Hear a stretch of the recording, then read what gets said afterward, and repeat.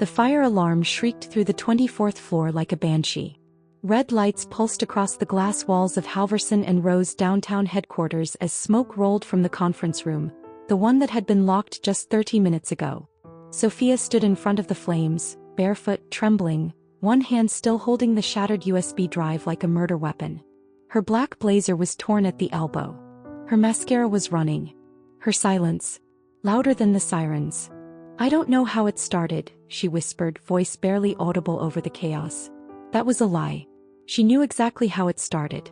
It started with a hand on her lower back at a company happy hour. It started with innocent compliments about her skirt. It started with closed-door meetings that didn't need to happen. And it started with her saying no, again and again in ways that didn't matter. Now here she was, surrounded by fire and disbelief, watching a $12 million prototype go up in smoke, along with her NDA, her pride, and the last trace of the footage she couldn't legally share. Sophia Moreno, step away from the flames. She turned. Security. Cameras. Phones filming. Applause from the Devil's Court. She smiled, not the kind of smile you give when you're sorry. The kind of smile you give when you've got nothing left to lose. Sophia hated Thursdays. They always started the same. A cold coffee, a last-minute presentation, and a "Hey Soph, got a sec?" from Daniel Halverson that was never really a question. Today was no different. At 8:43 a.m. she swiped her badge through the frosted glass doors of Halverson and Rowe. The lobby smelled like eucalyptus and ambition. Sophia wore her usual high-waisted slacks, a cream blouse, and enough makeup to mask the insomnia, but not enough to invite comments. Not that it mattered. "Morning, sunshine." Daniel's voice sliced through the air before she saw him. He leaned against her cubicle, holding a paper cup and that ever-present grin that never reached his eyes. Sophia forced a polite smile. "Morning." His gaze didn't move from her. "Big pitch today. You ready?" "Yep. Deck's done. I emailed it last night." "Right. But I like hearing it from you." He lingered just long enough for it to be felt. Sophia turned to her monitor, heart rate steady. "Smile. Breathe. Don't react." That was the rule. HR didn't protect people like her, they protected the company. She learned that after Sarah from legal suddenly took a leave of absence last year. No explanation. No review. At 6:15 p.m. the office transformed into something darker. Happy hour on the rooftop, Daniel's idea like always. Drinks flowed, ties loosened, and cameras stayed conveniently off. Sophia sipped her gin and tonic like a shield. "Let me walk you to your car," Daniel offered, his hand hovering behind her back. She declined. Politely. Firmly. He laughed it off. But when she turned around, his hand still brushed the curve of her waist. Sophia sat at her desk, staring at the blinking cursor on her screen, but her mind wasn't in the spreadsheet. It hadn't been all morning. Her back still felt the phantom touch of Daniel's hand from the night before. Not a grab. Not technically. Just a light, lingering pressure. Just enough to make her skin crawl. She had told herself it was nothing. "You should have said something," Maya whispered, pulling her chair closer. Maya worked 2 cubicles over. She'd seen the interaction from across the rooftop bar last night. "I did," Sophia said. "I said no. I moved away." Maya sighed. "You know that's not what I mean." The air around them was thick with unspoken rules. Don't make waves. Don't be that woman. HR was friendly until you needed them. Daniel walked past their row, phone in hand, laughing into it like nothing had happened. When he glanced in their direction, Sophia looked away first. That used to make her angry, now it just made her tired. Later that afternoon, Daniel called for a quick sync in the West conference room. Sophia's stomach dropped. The room had no windows. No cameras. He was already there when she arrived, sleeves rolled up, tie loosened like always. "You look tense," he said, closing the door behind her. "Rough day." Sophia stayed by the door. "What do you need?" Daniel tilted his head. "There's a difference between being assertive and being cold, Sophia. And lately you've been." "I see." The words settled in her chest like a weight. A silent threat wrapped in charm. He moved closer, voice lower. "I'm just saying. Team dynamics matter. You don't want people thinking you're difficult. Difficult. Uncooperative. The code words women learned to fear. Sophia forced herself not to flinch. Are we done here? He stepped back, smiling like he'd won something. For now. She left the room without looking back, every muscle in her body tight with fury. In the elevator she tried to breathe. She told herself she could get through it. Just one more week until the Meditech pitch. One more week until her work, her design, would finally get the recognition it deserved. But deep down something had cracked. And once something cracks, it doesn't go back the same. The Meditech prototype had taken Sophia 6 months to design. Every line of code, every hardware mock-up, every failed test, all hers. She'd skipped holidays, worked through weekends, slept in the office twice. It was going to change the way hospitals monitored chronic pain. Real-time neural mapping in a wearable the size of a thumb drive. But now, Daniel stood at the front of the boardroom with her deck on the screen and his name on the first slide. She sat in the back, uninvited, watching as he walked executives through her breakthroughs. The color drained from her face when he said, "My team and I have been working around the clock on this." No one looked her way. Not even Maya. Not even when Sophia's diagram appeared with one small but deliberate change. Her digital watermark at the bottom corner had been cropped out. After the meeting, she caught up with Daniel near the elevator. "That was my work," she said quietly. Daniel didn't even flinch. "It's company work, Sophia. No, you took my name off it." He gave her that same placid smile, the one that made her want to scream. "Don't do this. You're emotional right now. Just let it go. You're part of the team, act like it." That night, Sophia sat in her apartment, surrounded by blueprints and old coffee cups. She replayed the moment in her head, over and over, trying to understand how she became invisible in her own success. "He doesn't just want to control me," she realized. "He wants to erase me." And something inside her shifted. Not anger. Not grief. Clarity. She opened her laptop, searched through archived folders, and found a video she hadn't looked at in weeks. Security footage from a hallway camera, illegally saved. Daniel's hand on her waist. Her flinch. His smirk. It wasn't enough. Not legally. But it was enough to remember why she couldn't let this slide. She stared at the screen and whispered, "I'm done playing nice." Sophia didn't sleep that night. She didn't cry either. Instead she made a list. Not on her phone. Not on her computer. On paper. People Daniel trusted. Files he didn't encrypt. Rooms with no cameras. Dates when backup systems refreshed. The one server that housed the Meditech prototype's firmware. By morning she had circled 3 opportunities, narrow windows where just the right push could unravel everything Daniel had stolen. She arrived at the office wearing a deep blue blazer and a calm, unreadable face. She smiled at the receptionist. She laughed at a coworker's joke. She even brought in donuts, something she hadn't done in months. No one suspected anything. That afternoon she requested access to the engineering test room, claiming she needed to run final diagnostics before the system freeze next week. The intern on duty, nervous and eager to please, gave her a guest login. She used it for something else. Behind locked doors she uploaded a silent line of code, her own signature virus, custom-written months ago when she feared Daniel would eventually try to cut her out.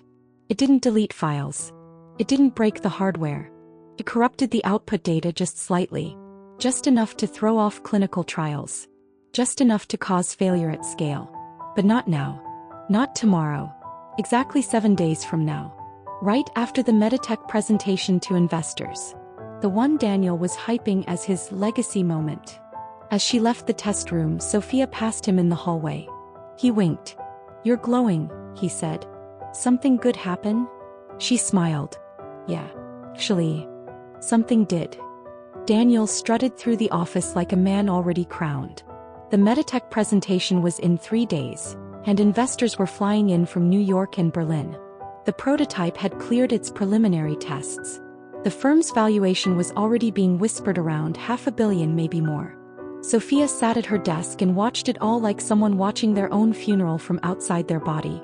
There were toasts at lunch. Catered snacks in the lounge. Daniel even took the whole team out for drinks again, this time renting the rooftop bar just for his people. "We're rewriting history," he told the group, raising his glass. "You're rewriting my name out of it," Sophia thought, sipping ginger ale. Maya leaned in quietly. "You okay?" Sophia smiled. "I'm good. Just tired." She was. But not from overwork. From pretending.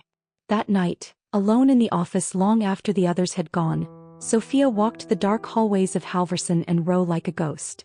Her access key still worked everywhere. She ran one last check on the implanted code. The sabotage was buried so deeply it wouldn't activate until after the launch firmware pinged live servers. No trace. No warning. No fix. She paused at the lab door, pressing her forehead gently against the cold glass. Inside sat the Meditech prototype, blinking innocently under a dome of protective casing. Her creation. Her revenge. You could have saved lives, she whispered. But now you'll bury careers. She took one final look around the office, framed awards, backlit logos, the photo of Daniel shaking hands with a senator. And then she left. Not in anger. In peace. The conference room looked like a tech magazine spread, sleek tables, wall-to-wall screens, a buffet of catered brunch and enough coffee to fuel a newsroom. Investment reps from 6 countries had RSVP'd. There were camera crews. Even a local news anchor was in the lobby rehearsing intros. At 9 a.m. sharp, Daniel took the stage. Black suit. White smile. Empty soul. Thank you all for being here, he began, pacing like a TED Talk veteran. What we're about to unveil will redefine patient care across the globe. Sophia watched from the back, not seated, standing in the shadows like furniture. No one noticed her. The prototype was placed center stage on a glass pedestal. When Daniel pressed the activation button, it pulsed to life. The room hummed with anticipation. On screen, the neural feedback demo began. A digital brain map supposedly reacting in real time to pain stimuli. A test volunteer, a junior engineer, winced slightly as the device attached to his temple blinked. But then something changed. The map started showing data spikes, wild, erratic, nonsensical. Heart rate jumped to 190 BPM. Cortical response flatlined. Then reversed. Then blinked out. Gasps. Murmurs. One investor stood up. Daniel tapped the screen. Nothing. This must be a sensor calibration issue, he stammered, sweat appearing behind his ears. Give it a sec, the data stream is catching up. A second screen flickered. Then a third. Then they all went dark. Complete system failure. One investor said aloud what everyone was thinking. This tech isn't ready. Daniel tried to recover, speaking over the panic, but it was useless. Every eye in the room had turned, away from awe, toward suspicion. From the back of the room, Sophia stepped out silently. She didn't say a word. She didn't need to. The room was burning. And she had already walked out of the fire once before. Monday morning smelled like burnt coffee and panic. The Meditech crash had gone viral, at least within the circles that mattered. Half the investors had already cancelled follow-ups. The other half were requesting audits, demanding transparency and threatening to walk. Daniel held back-to-back damage control meetings in the boardroom. Voices were raised. Blame shifted like sand in a windstorm. Sophia sat 2 doors down, calmly answering a backlog of emails like nothing had happened. She even helped Maya troubleshoot a login issue, her voice calm, her hands steady. Around noon, Daniel called her in. He was sweating, shirt wrinkled, no tie. You were on the firmware team, he barked. Sophia blinked. 3 weeks ago, yes. I handed off that part when we locked design. He paced. Somebody injected bad code. I'm not saying it was you. But if it was, now's the time to talk. She tilted her head slightly like she couldn't quite hear. I don't understand what you're accusing me of. I'm not accusing you, he snapped. I'm offering a chance to explain. If this was a mistake, something accidental, we can contain it. Sophia kept her gaze still. You're assuming someone sabotaged it. He flinched. What else could it be? She stood up slowly. If you think I did something wrong, you should report it to IT and HR. Her voice was even, controlled, lethal in its calm. She turned to leave, then paused. Oh, and you might want to check the server room cameras from last Friday. You know, just to be thorough. She didn't look back. Behind her, Daniel froze. There were no cameras in the server room. He had made sure of it. But now, someone else knew that too. Daniel didn't sleep that night. He called IT. He called legal. He even asked the janitorial staff about Friday night access logs. Nothing. No sign of who had been in the test lab. No login trail. No footage. And that was the problem. It was too clean. By Tuesday he was jumpy, double-checking passwords, snapping at interns, locking his office door even during meetings. His ego wasn't bruised. It was bleeding. Meanwhile, Sophia moved like water through the building. Quiet, fluid, unnoticed. He said little. Smiled just enough. Let Daniel unravel himself in public. Then she left him a gift. A single manila envelope placed face down on his desk. No label. No signature. Inside, a printout of the Meditech code library. One highlighted line. Corrupted checksum signature. Traceable only to the admin passcode. The one Daniel himself used. No message.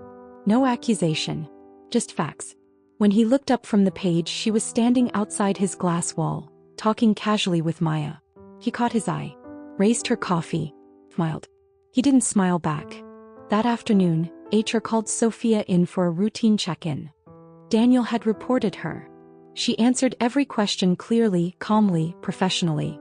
No, I haven't altered any code since I was removed from the firmware team. No, I don't know who could have changed the configuration. Yes, I still have access to my personal backups of the original build, as permitted by company policy. He paused, then leaned in, voice low. Would you like me to show you the differences between the original and current builds? I can highlight every unauthorized change. HR stared at her, stunned. Do that, they said. Of course, Sophia replied, standing. I just want the truth to come out. Outside, Daniel watched from his office, hands gripping the edge of his desk. He had set the rules. But Sophia had rewritten the game. By Friday, the board had called an emergency session. They didn't invite Daniel. Instead, they asked for Sophia. She arrived in a gray blazer and black flats, hair tied back, no makeup, professional, composed, undeniable.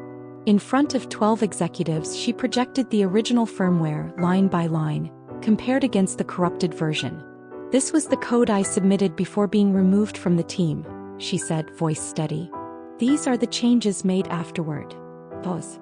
Then, all of them traceable to a single admin account, Mr. Halverson's. They asked questions. She answered without anger, only clarity. Not once did she mention harassment. Not once did she say he touched me without consent. He didn't need to. The code spoke for itself. That afternoon, Daniel was escorted out of the building. No press release. No farewell lunch. Just a locked-out keycard and a company-issued box filled with stolen credit and half-finished lies. He passed Sophia in the lobby on his way out. Their eyes met. For a moment, neither blinked. You planned this, he hissed under his breath, barely audible. You ruined me. Sophia tilted her head. No, Daniel, she said calmly. You ruined yourself. I just let the world see it. He opened his mouth to speak, but the elevator doors closed before he could. 1 week later, Sophia stood in a smaller conference room. Same building. Different energy. Maya handed her a signed document, promotion letter. Director of Innovation. Her prototype had been pulled for rebuild. This time under her name. With her team. On her terms. Outside the window, the city pulsed with life. She took a sip of her coffee and allowed herself one full, deep breath. She didn't win by screaming. She didn't need revenge soaked in blood or headlines. She won with silence. She won with facts. She won by surviving and rewriting the story before it was written for her.